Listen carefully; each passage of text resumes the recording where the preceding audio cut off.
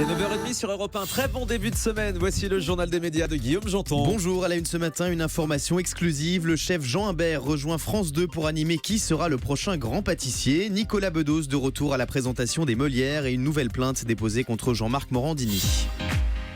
Allez, on commence avec cette information exclusive qu'on vous révèle ce matin sur Europe 1. L'arrivée de Jean Imbert sur France 2. Après avoir animé des émissions culinaires sur M6 et Sister, le célèbre cuisinier révélé dans Top Chef va rejoindre le service public pour présenter la prochaine saison de qui sera le prochain grand pâtissier sur France 2 suite au départ de Virginie Guillaume.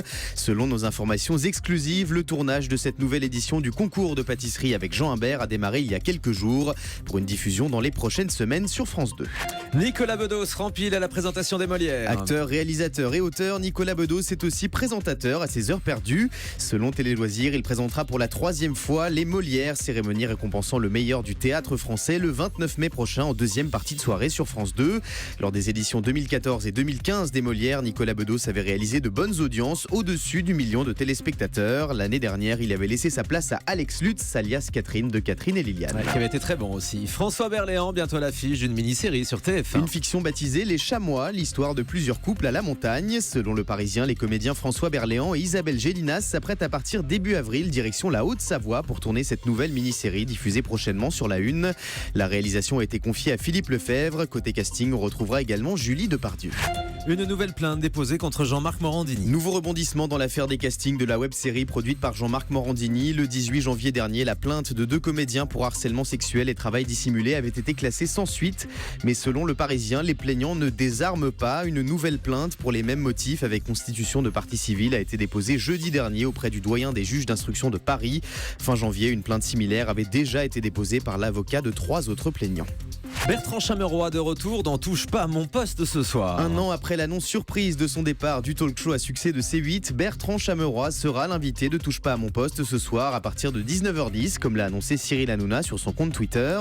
Au programme des surprises, un conseil de famille, mais aussi la réponse à cette question qui agite le PAF depuis quelques jours. OFNI, l'émission hebdomadaire de Bertrand Chameroy sur W9, va-t-elle passer en prime time ? Ah oui, ça c'est une question qui agite le PAF. Le suspense est insoutenable. Le journaliste de CNews, Yanis Kézard quitte la chaîne Info du groupe Canal. Oui, il est l'un des rares journalistes d'ITélé à être resté sur la chaîne suite au conflit entre direction et rédaction, mais son parcours sur CNews aura été des plus brefs. Selon les sites Les Jours et Pure Média, Yanis Kézard quitte la rédaction de la chaîne Info en continu du groupe Canal pour TF1 et plus particulièrement le service Économie, sa spécialité. Ce week-end, une autre journaliste a fait ses adieux à CNews, Myriam Ankawa, qui s'apprête à rejoindre les équipes du Parisien.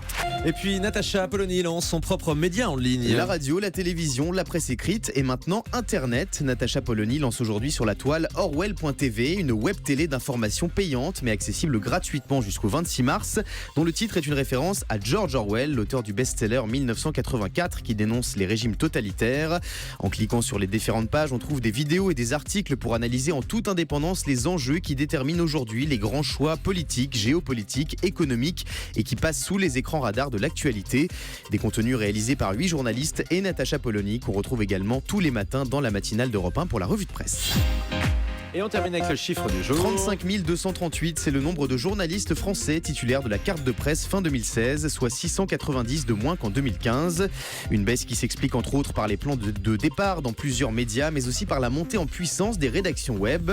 Des informations à lire dans une étude de la commission de la carte présentée lors de la dernière édition des Assises du journalisme à Tours. Merci beaucoup Guillaume. Moi j'ai un autre chiffre du jour, c'est 50, comme les 50 ans de carrière de Jean-Pierre Foucault. On fêtera ça demain sur Europe 1 au cours d'une grande émission spéciale entre 9h et 10h. Jean-Pierre Foucault passera toute l'heure avec nous et nous serons pour l'occasion en public. Julie, les gens vont venir vont pouvoir venir vous voir. Voilà, prenez rendez-vous chez le coiffeur.